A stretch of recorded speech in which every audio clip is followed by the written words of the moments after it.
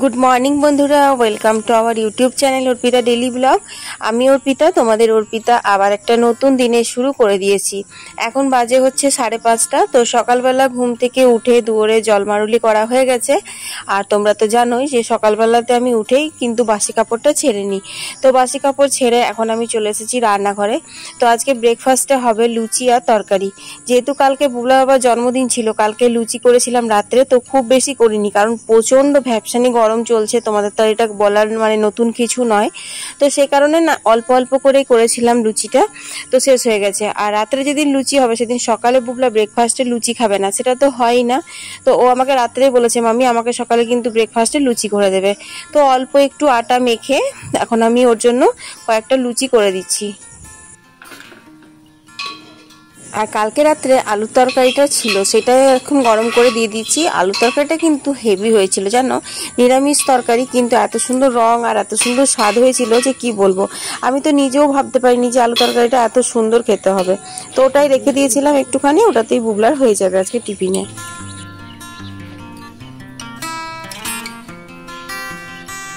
তো এখন বাজে হচ্ছে 6:10। তো বুবলা তো স্কুলে চলে গেল। তো মোটামুটি আমার একটা কাজ কমপ্লিট হয়ে গেল। এরপর আমাকে ঘরের কাজ করতে হবে। তো ঘরের কাজ বলতেই এই দেখো এখন ছোট ছোট চারা পোনা মাছ নিল। তো সকাল সকাল যদি মাছগুলো না ধুয়ে রাখি, যা গরম পড়েছে তাতে করে না মাছগুলো নষ্ট হয়ে যাচ্ছে জানো তো। তো এইখানটাতে আমি ঘষছিলাম, তো ভালো করে ঘষাচ্ছিল না, তার জন্য বুবলা বাবা আবার ইটটা এনে দিল। তোমরা তো জানো এই ইটটাতে আমি পুঁটি মাছ বা এই ধরনের ছোট কোনো মাছ হয় তো ওটাতে ঘষে আঁশটা ভালো করে ছাড়িয়ে নিই। আর মাছ ধোয়ার সময় না বিড়ালটা সবসময় আসেই মানে আমার কাছে, তো এসেছে। আর এই বিড়ালটা না বুবলা বাবাকে খুব ভয় পায় জানো তো। ও আশেপাশে বুবলা বাবা এদিক ওদিক যাচ্ছে, তা করতে ও দৌড়ে পালাচ্ছে। তোমরা লক্ষ্য করলে যে ও নিতে এলো এখানে লাঠি দিয়ে বেলপাতা পারবে, তা করতে কিন্তু বিড়ালটা দৌড়ে পালালো। আবার এই দেখো এসেছে, আবার পালিয়ে গেল, কারণ আবারও বুবলা বাবা আসছে।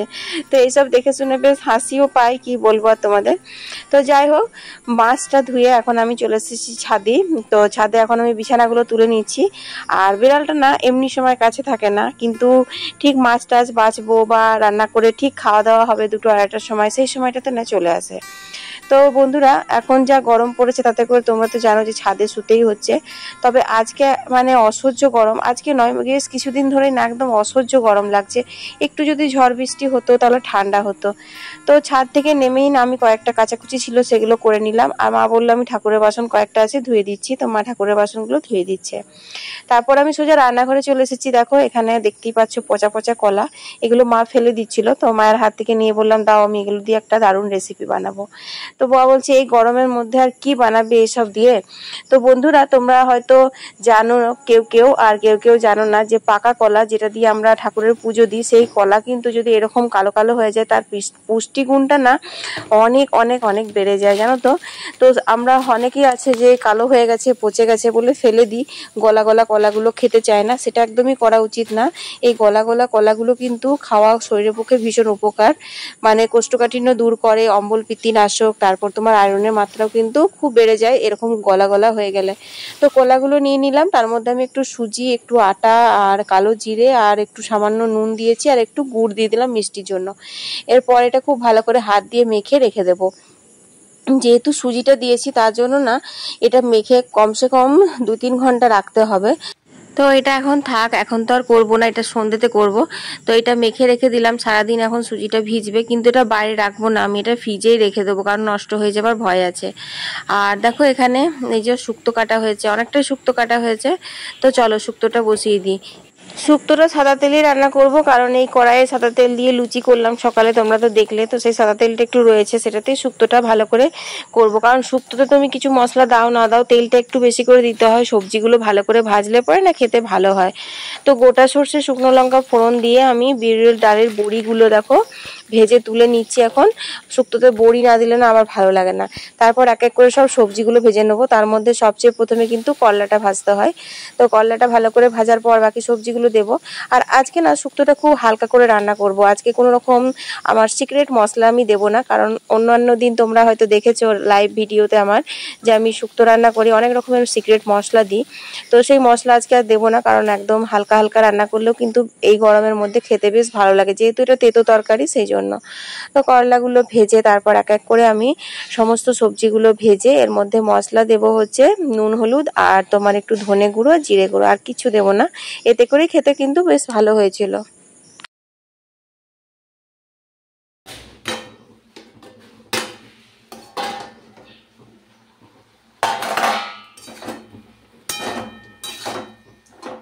তো শুক্তোটা নামিয়ে দেখো এখানে আমি জ্যাম বানিয়ে নিয়েছি। জ্যাম নয়, অ্যাকচুয়ালি পাকা আমের চাটনি বানিয়েছি। তো আমটা মানে পাকা না, রাসা রাসা ছিল, তো সেটা দিয়ে একটু সর্ষে ফোড়ন দিয়ে আর তারপর চাপিয়ে দিয়েছিলাম, একটু জল দিইনি, চিনি দিয়েছিলাম। তো এত সুন্দর আঠা আঠা হয়েছে না, পুরো ম্যাঙ্গো জ্যামের মতো লাগছে। তো বেশ, আর খেতেও খুব ভালো লাগছে দেখলাম। যেহেতু আমটা একটু পেকে এসেছিল, তো আমটা এমনি মিষ্টি ছিল, আর হালকা একটু মিষ্টি দিয়েছিলাম, বেশি মিষ্টি দিইনি। বেশ খাট্টা মিঠা ভালো লাগছিল। আর এখন আমি একটু পোস্ত বেটে নিচ্ছি, কারণ মায়ের জন্য পোস্তর বড়া করে দেবো। আর আমাদের তো মাছ রয়েছে সেই জন্য। আর এখানে চলো মাছগুলোতে নুন হলুদ মাখিয়ে নিই। তো তোমাদের সঙ্গে চারাপোনা মাছটা ধোয়া শেয়ার করেছিলাম, কিন্তু চিংড়ি মাছটা বেছেছিলাম ধুয়েছিলাম, সেটা আর শেয়ার করিনি। আজকে চিংড়ি মাছের কষা রান্না করব, কারণ সর্ষে দিয়ে চিংড়ি মাছের অনেক রেসিপি খাওয়া হয়েছে, আর এই গরমের মধ্যে সর্ষে না খাওয়াটাই ভালো। তো মশলা দিয়েও চিংড়ি মাছটা খেতে কিন্তু মন্দ হয় না। আর এখন দেখতেই পাচ্ছ কলের জল চলে এসেছে, তো এখন আমার হচ্ছে জল নেওয়ার পালা। আর গাছগুলো দেখো, গাছগুলোতে একটাও পাতা নড়ছে না, কি হারে থমথমে হয়ে দাঁড়িয়ে আছে। মানে মনে হচ্ছে যেন খুব জোর ঝড় বৃষ্টি আসবে, কিন্তু জানো তো এরকম ধরে আজ 15 দিন ধরেই হচ্ছে, কিন্তু ঝড় বৃষ্টি আর হচ্ছে না।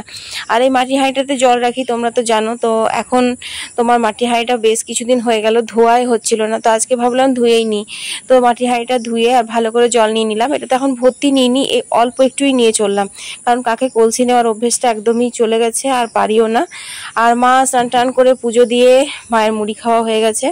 তো মা এখন গেল ওইদিকে বাথরুমে, বাড়িটা ধোবে, বেসিনে ধোয়া হবে না। মায়ের তো বুঝতেই পারছো একটু অন্য রকমের সব কিছু, যাই হোক। তো এখন আমি বাকি জলগুলো চটপট করে নিয়ে নিচ্ছি, আর ওইদিকে না আমি রান্নাও কিন্তু একটা একটা করে সেরে নিচ্ছি।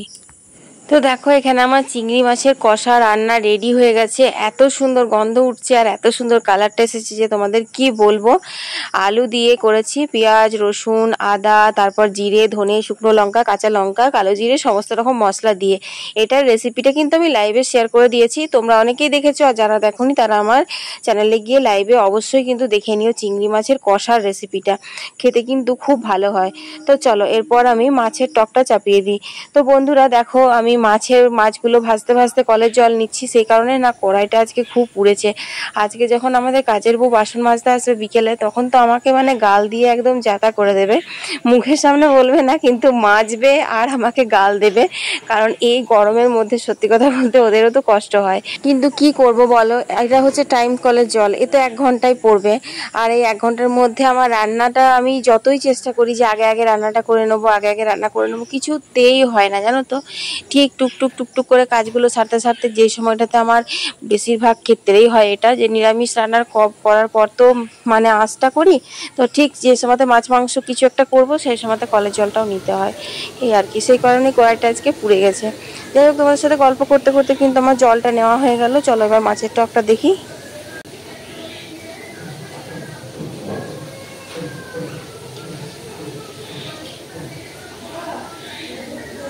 তো বন্ধুরা এখানে দেখো মাছগুলো আমি ভেজে নিলাম, আর এতেও কিন্তু আজকে সর্ষে বাটা দেবো না, কারণ তেঁতুল আগের থেকেই ভিজিয়ে রেখেছিলাম। মাছের তেলের ওপর 5 ফোড়ন দিয়ে দিয়েছি, আর নুন হলুদ দিয়ে তেঁতুলগুলো জল ঢেলে দিয়েছি, আর এরপর মাছগুলো দিয়ে ফুটিয়ে নেব। হ্যাঁ, একটু গুড় দিলে খুব ভালো হয় খেতে, আর যাদের একদমই মিষ্টি চলে না তারা দিও না, কিন্তু আজকে আমি একটুখানি গুড় দিয়েছি, কারণ এই চারাপোনা মাছটা একটু টক টক মিষ্টি মিষ্টি হলে কিন্তু খেতে বেশি ভালো লাগে, কি বলো? তো রান্না দেখো, এখানে পোস্তর বড়া হয়ে গেছে, এখানে এই যে আমের ম্যাঙ্গো জ্যাম হয়ে গেছে, আর এখানে হয়ে গেছে হচ্ছে শুক্তো। তো এগুলো নিরামিষ, আর দই রয়েছে মায়ের জন্য। আর এখানে ছোট ছোট আলুগুলো সেদ্ধ করা আছে, এগুলো রাত্রে করব আলুর দম, এখন আর করতে পারছি না, প্রচন্ড গরম। চান করবা? উফ, কি গরম কি গরম। তো রান্না বান্না মোটামুটি কমপ্লিট হয়ে গেল। তো চলো চানটা করে আসি।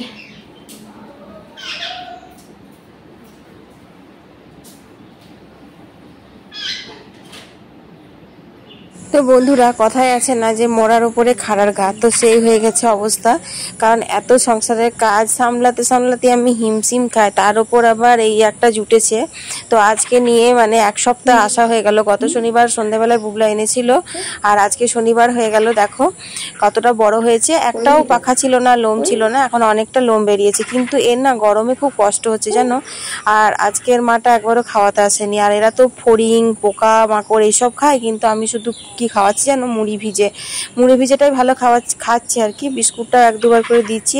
তো এই খেয়ে খেয়ে জানি না পাখিটা আদৌ বাঁচবে কিনা, যে হারে গরম পড়েছে।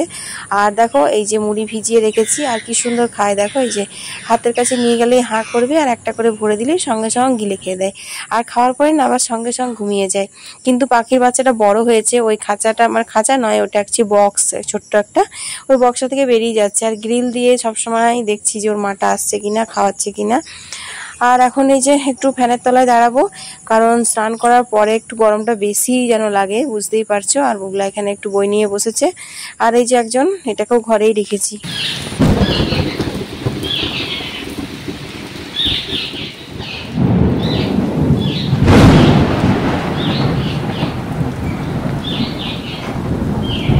দুপুরবেলায় খাওয়া দাওয়ার পর একটু শুয়েছিলাম, তা করতেই দেখছি খুব জোর বৃষ্টি এসছে। তোমাদের বললাম না আজকে গরমটা একদম অন্যরকম গরম লাগছিল, একটু বৃষ্টি হওয়াটা খুব দরকার।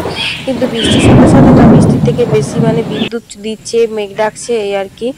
আর একটু দেখতেই পাচ্ছে চুলগুলো সব একদম এলোমেলো হয়ে আছে, কিন্তু তবুও জানলা দিয়ে বৃষ্টি দেখতে খুব ভালো লাগছে। কারণ এই বৃষ্টিটার জন্য না চাতক পাখির মতো আমরা চেয়ে বসেছিলাম কখন বৃষ্টি হবে, কখন বৃষ্টি হবে। বাই। ছাতা নিলি? ছাতাটা ফোটা। তো হালকা হালকা বৃষ্টি পড়ছে, অনেক বৃষ্টি হলো। এখন বাজে 4:30, বুবলা চলো টিউশন। ও হো, ছেড়ে দে না ওকে, দিল্লি কা বাচ্চা। চলো। তা বৃষ্টি এখনো ছাড়েনি, পাখা ঝাড়ছে মিঠু, বৃষ্টি ছাড়েনি এখনো, পড়ছে। চলো একটু একটু। তো বজ্রপাত সহ বৃষ্টি হবে আর কারেন্ট থাকবে, সেটা তো একদম অস্বাভাবিক জিনিস। তো কারেন্ট চলে গেছে, মোবাইলের ফ্ল্যাশ লাইটেই তোমাদের সাথে একটু শেয়ার করছি। তো সকালে যে কলাগুলো ভিজিয়ে রেখেছিলাম, ভিজিয়ে মানে মেখে রেখেছিলাম সুজি দিয়ে, আটা দিয়ে, গুড় দিয়ে, তো সেটাই এখন ভালো করে হাত দিয়ে আরো মেখে ছোট ছোট করে যেরকম করে আমরা তালের বড়া করি সেরকম করে ভেজে নিচ্ছি। তো বন্ধুরা, সত্যি কথা বলতে খেতে খুব ভালো হয়েছিল জানো তো। আর এই মানে বৃষ্টিটাতে না আমার এই কলার বড়াটার স্বাদটা আরো একদম ডবল কি 3 ডবল বাড়িয়ে দিল। একদম মনে হচ্ছে যেন বর্ষাকাল, খুব বর্ষা হচ্ছে, আর আমি বসে বসে গরম গরম মচমচে তালের বড়া খাচ্ছি, এরকম একটা ফিলিংস আসছিল। আর খেতেও খুব ভালো লাগছিল। তোমরা একবার বানিয়ে খেয়েও দেখবে। আর এটা তোমাদের তো বললামই যে খাওয়াও কিন্তু খুব উপকারী। আসলে কি বলতো, যারা খেতে ভালোবাসে তাদের জন্য কিন্তু সবটাই ভালো লাগে। আর যারা খেতে ভালোবাসে না, যারা একটু নাকতলা স্বভাবের হয়, তাদের আবার খেতে কিছুই ভালো লাগে না। তবে হ্যাঁ, বুবলা আমার খেতে খুব ভালোবাসে, কিন্তু বুবলা এই সব জিনিস খায় না জানো তো। ওর মানে তোমার কোনো রকম মিষ্টির জিনিস বলো, দুধের জিনিস বলো, এগুলো ও খেতে পছন্দ করে না। ও একটু নুন ঝাল স্পাইসি ফাস্টফুড হবে, মাংস হবে, ডিম হবে, মাছ হবে, এই ধরনের খাবারগুলো খেতে বেশি পছন্দ করে। তো বড়াগুলো ভাজার পর দেখো আমি একটুখানি তেল ছিল, তার মধ্যে একটু জিরে ফোড়ন দিয়ে, আর ছোট ছোট আলুগুলো দিনে সেদ্ধ করেছিলাম, তোমাদের সঙ্গে শেয়ার করেছিলাম, সেগুলো দিয়ে আলুর দম বানিয়ে নিলাম। দমটাও কিন্তু বেশ ভালোই গন্ধ ছেড়েছে। তো জিরে গুঁড়ো, আদা বাটা, ধনে গুঁড়ো, শুকনো লঙ্কার গুঁড়ো, এগুলোই মশলা দিয়েছিলাম কারণ নিরামিষ করে। তো আলুর দম করার পরে কিন্তু রাত্রে রুটিটাও করে নিয়েছিলাম। তারপর একটু ভালো করে ফ্রেশ হয়ে নিয়েছি, গায়ে জল টল ঢেলে নিয়ে সন্ধে টন্ধে দিয়ে এখন আবার রান্নাঘরে এসেছি। এখন আর করার নয়, এখন এবারে খাওয়ার পালা। তো কলার বড়া, চা মাকে দিয়ে দেবো টিফিনে এখন। আর তোমার কুচুর মুচুর আছে, ওগুলোও দেবো। আর এই যে এতগুলো রয়েছে, এগুলো এখন আমি খাবো। বুগলা 2-1টা খায়, তো ওর জন্য রেখে দেবো, বাকিটা আমি খাবো। তো ভিডিওটা কেমন লাগলো অবশ্যই কমেন্টে জানিও। ভালো লাগলে লাইক দিতে একদম ভুলো না। সবাই ভালো থেকো, সুস্থ থেকো, টাটা।